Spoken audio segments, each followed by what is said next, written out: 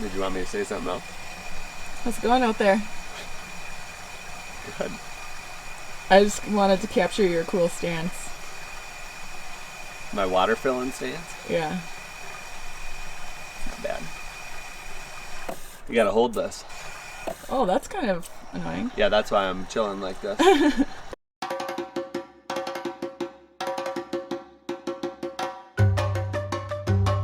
So we're at the Wapiti campground right at the east entrance, about a half hour from Yellowstone. And we just got done spending a week or so with some good friends from Minneapolis. And they left this morning to go back home, and we're going to continue out west. So this was our last night here at this campground, and we're going to head back into Yellowstone. And I think the plan is to try to get a first come first serve site.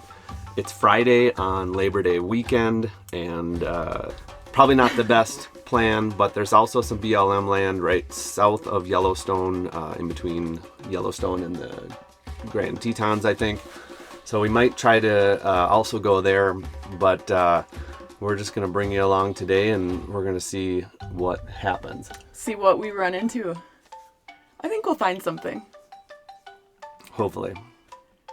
So far, we've spent a couple days exploring Yellowstone, and today will be our third day in the park. And we saw a lot of the landmarks that we wanted to see, and we saw some animals, but I do want to see a moose and an elk. That's my check for today that I want to get. Yeah, we got to see a bear yesterday. Just Saw a bear. Small little cub climbing across the mountain. It was pretty cool. We saw some bison crossing the street. That was actually the first thing I wanted to see. I said I want to have an animal crossing that we need to stop and wait for, and that happened with the bison. It was really cool. So we got to see a handful of things for animals. We got to see the prismatic pond. What's that called?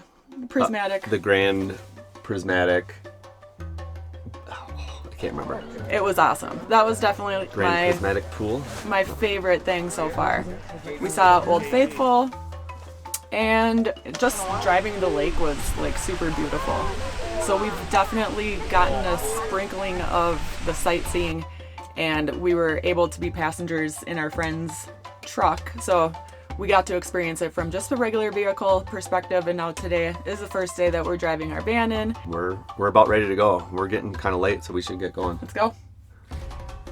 All right, to Yellowstone. To Yellowstone.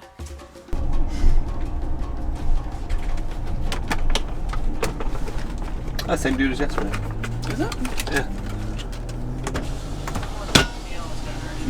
Good, How are you? Do you need a map and a guide today? Yes. And can you also recommend any spots for the first come first serve camping? So the ones that are posted on that board up there. Oh, okay. You can try, and Bridge Bay is the closest one. They're Okay. reservable, but you can try and see if they have anything. Okay, cool. Thank you so much. Any other questions? No, that's good. You guys are open 24 hours at the park, right? Yeah. Okay. Thank you. Thanks. Have a good day. It's Labor Day weekend, and there's only 3 out of the, is it 1, 2, 3, 4, 5, 6, 7, 8, 9, 10, 11. I read there was 12, but you can see that first one, the Fishing Bridge RV park, is closed for the season. So they have 12 campgrounds in Yellowstone National Park, and I think 7 of them are first come first serve, and 5 of them are reservable. But we're gonna go to Bridge Bay, I guess, and check that out first. Right? Yeah, let's check out Bridge Bay. But the drive inside Yellowstone is absolutely beautiful. The landscape just keeps on changing, and once you get closer to like the middle of it, then it really starts getting volcanic, and you start seeing things smoking and bubbling and steaming. Just such a beautiful park. We're coming up on Yellowstone Lake, and this thing is absolutely huge, right in the middle of Yellowstone. It's our first little glimpse of it. It's just kind of unusual for us to not have a spot all picked out, so. Yeah, this is the first time where we don't have anything booked. We have nothing No 1,000 trails booked. We're completely winging it. And we'd like to get to the BLM land just south of Yellowstone, but we've never been there, so we don't know what that's going to be like. We don't know if there's cell service there either. Yeah. We're going to have, this is all like just first experiences for us. And it's exactly what we pictured our West Coast stint to be like. So far so good. We're off to the right start. Yeah, and it's a little nerve-wracking, but that's why we chose to have a Class B like this, where it's nimble, it's easy for us to move, it's easy for us to be all self-contained. And, you know, if we had to just like pull over somewhere to spend the night, then, you know, that's what we have to do. But it's just all new to us. We just got to get used to using the apps like Campendium and freecampsites.net, and just doing a little bit better and conserving water and battery power and electricity. Yeah. So we decided to go to Bridge Bay for the night just to dump our tanks and get everything prepped and ready. And then I think we're going to try to hit the BLM land in between the Tetons and Yellowstone National Park. Yeah. I'm excited about that decision. And then the backup plan B is going to be going back up into Yellowstone for the Lewis Lake campground, which is pretty bare bones amenities, but it's only $15 a night. So if we have to stay there for a couple nights, we'll do that. Oh, this is where the marina is at too. Oh, yeah. That's kind of neat. All right, so there's no line at 11 o'clock, so we're not really sure what to expect here, but we're going to pop into the office and see how this works. See if the first come first serve is already booked or not. You get the scoop? I'm gonna go get the scoop. All right.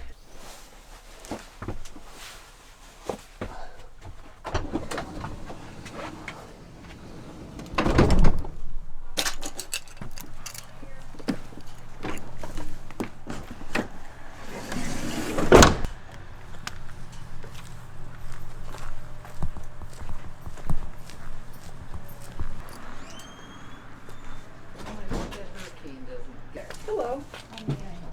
We were just like one site for tonight only. It's a Class B RV at Airstream Interstate. How long is here? It's 23 feet. I've seen a payphone for a while. I know, it was weird. I didn't even recognize it. I know, it's like, what is that What is that thing? box? I think you have the keys. Yeah. So did we get super lucky, or are we super stupid? What do you mean super stupid? We got the very last reservable site in Yellowstone National Park. All right, let's see what we got here. So that was a success, Success! I guess. We got the very last site. The very last site. Wow. And she had to... She was nervous. Yeah, she was pretty nervous. I'm kind of nervous. I mean, it's a holiday weekend, so I knew it was going to book up. I mean, there's no way that it's not, but... Yeah, she said everything is booked up for tomorrow night, so... For reservation-wise, but she did say that there's a bunch of first-come, first-serves that you just got to go there and try to get it. She said a couple of them booked up by 7 a.m. Yeah, I still think we should go down to Lewis Lake in the morning, or see which one's the bigger one. I don't know, but we made it in. This is good. This is great. We'll get set up. We don't know how the internet service is. We're going to have to check that out. Do you want to dump first before we park? Yeah, let's go dump the tanks real quick, and then we'll get... Get set up. Yeah, and we'll show you how easy it is to dump tanks on a Class B RV, at least on the Airstream model. So dumping the tanks is just part of RV life. There's no way around it, but it's really not that bad. You get used to it. I remember at first it's one of those things that if you're not used to, it sounds like the most horrible thing ever to be done. But this is kind of cool. At the Bay Bridge Marina and RV Park here in Yellowstone, they have an RV dump, and I don't know if it's free to use for everybody, but they did say that it's open 24 hours and we can use it since we're staying there for the night. But the Airstream Interstate has a pretty simple dump station. It's got a macerator pump and electric gates for the black and for the gray water, so you don't have to do a whole lot of touching of the black hose and slinky and all that stuff. So I'll show you real quick. Come over this side, please. It's got the black and gray valves. They're power valves, so you don't have to crawl under there and hit any levers or anything like that. There's a power button for the pump, just an on-off toggle. And then also the cable or the hose reel there, so that is all electric too, which is down in this little station. I keep my gloves under here. There's kind of a lot of room in here, and Airstream gives you all the adapter pieces, the different sizes, so you can hook up to different full hookups when you're there. But otherwise, it's just a knife valve right up here, on off, so it's kind of clean that way. And you can thread on some different attachments, but it's pretty simple. And it's got a black tank flush in there also, which is kind of nice to flush the black tank out. But this just pulls out.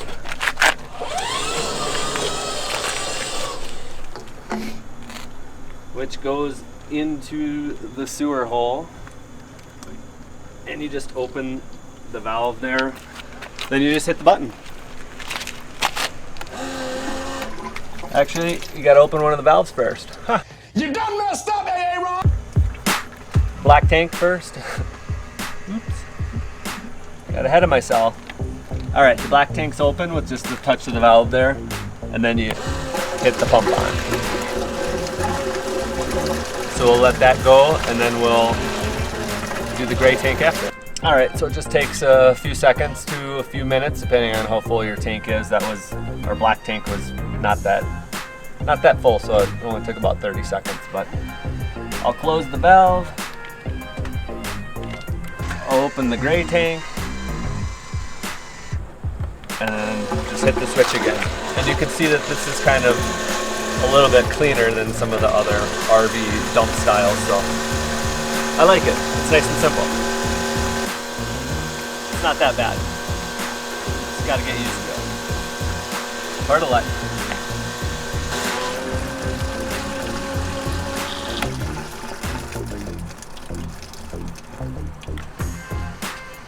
That's it for the gray tank. Just took a minute or two.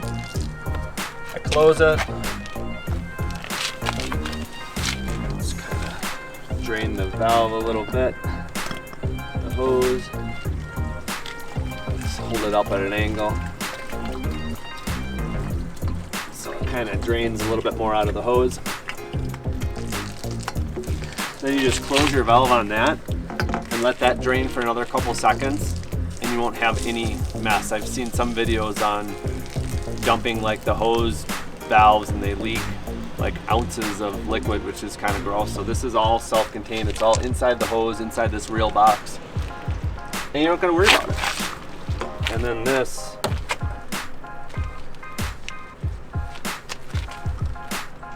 since you kind of need to guide it in on the hose reel, I always use this hand up here on the hose reel, and then I guide it with this here. And you just kind of punch it in slowly.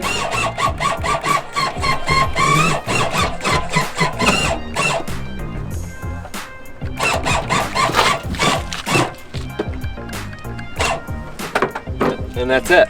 And it just goes right back in its home. I throw my gloves in here so I don't waste the plastic gloves.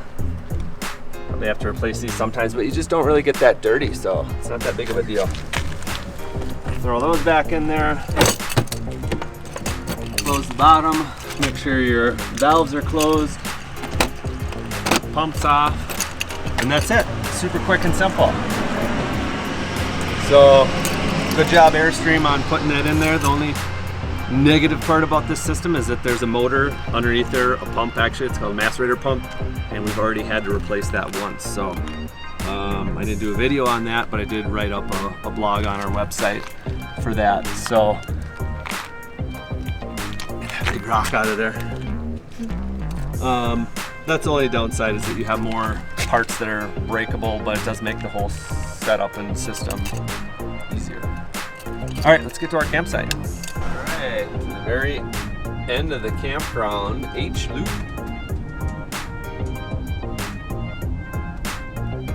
Yeah, we're Let's try to nose in first. try to nose in. Yeah, pull in straight here and then back into this side. Okay.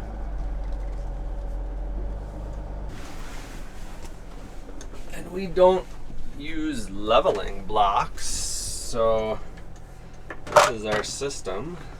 Our sophisticated leveling system never lets us down. There it is. This was actually given to us by some friends at an RV park that we met in this lovely community. So we pretty much just look at the bubble level, and you can see we are tilting down on our left side a little bit. So if I pick up this side over here, it gets tight. So really we try to do like, the drawer test. If this drawer is not slinging back in at 100 miles an hour, then we're pretty level. But here we are at the campsite 418 at Bridge Bay Marina and Campground at Yellowstone, and that was pretty cool. That was great. We got the very last site. Success. Nice site. All right, what's next? We're gonna get set up, and That was our setup. We're set up. yeah, there's no hookup here, no electric, no sewer, so I'm going to make breakfast. We haven't eaten yet today. it's noon. I'm gonna do some cooking. I want to make breakfast for us, and then I'm gonna do some food prep. Gonna take advantage of the water so I can do dishes and stuff. Just cooking up a bunch of like rices and quinoa, things like that. And then we'll get some work done. I want to get my computer up and log on. Yeah, absolutely. So let's get breakfast going. Sounds Yes. good. Yes. Okay. So the 2014 Airstream Interstate we have did not come with any side screens or back screens, so we had to make our own. But this I bought off Amazon for like 13 bucks, and it's just a Velcro. And so I put the other side of the Velcro along the door edge here. You can kind of see, and it just kind of sticks up to that. Nice and simple, like. It's up on top. Touch it on the sides. Like that. Get the other side of the top. Kind of tuck it up there, and then it kind of just tucks behind this cabinet, and I put more Velcro on the back side of this cabinet. And it sticks down like that. And that's it. It works pretty good for 13 bucks. It's a winner. But I do say what I really what I really want is the sliding door. We would use that all day long. And although this takes like 15 seconds to put up, a lot of times you just don't put it up and then you don't use it. You end up closing your big slider door. Yeah, and that's why we don't put it up is because then if we're going to be in and out of the van or leaving and locking the van, then you have to take it down and put it back up and take it down and put it back up. So, Yeah, you can't close the slider with this in because it's inside the track. So if we know we're going to be sitting here and attending our site like we are now, then we'll set it up. Should we set up the back one too? Maybe. Get a good breeze in here? Sure. So the back screen we also made. And this one was a little bit more expensive, but I think it was only like 30 bucks. And we made this out of a solar screen material, so it blocks out the sun also. But for this one, we put snaps in it, just like a snap kit, so you can put the male end here or female end there. And these screws on the side, these were just screws that held this trim panel on, and these are screwed snaps. So I just replaced the original screws with screw snap heads, and then this snaps into it.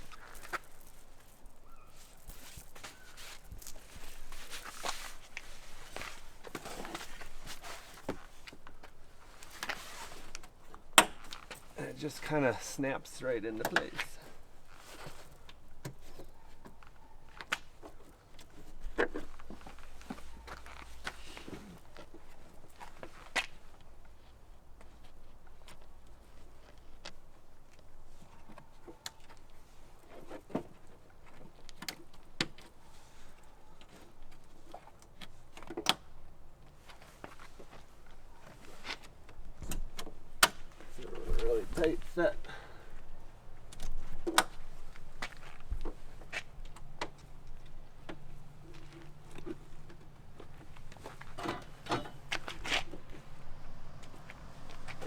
it just snaps in like that. And for 30 bucks it works, but once again, it would be pretty slick to have the thing that comes down here and just pulls it right down. Thanks for watching, guys. Don't forget to hit that subscribe button so you don't miss any of next week's action. And if you haven't seen Christine's RV cooking show on Wednesdays, make sure you check that out. And we'll catch you next time. Thanks.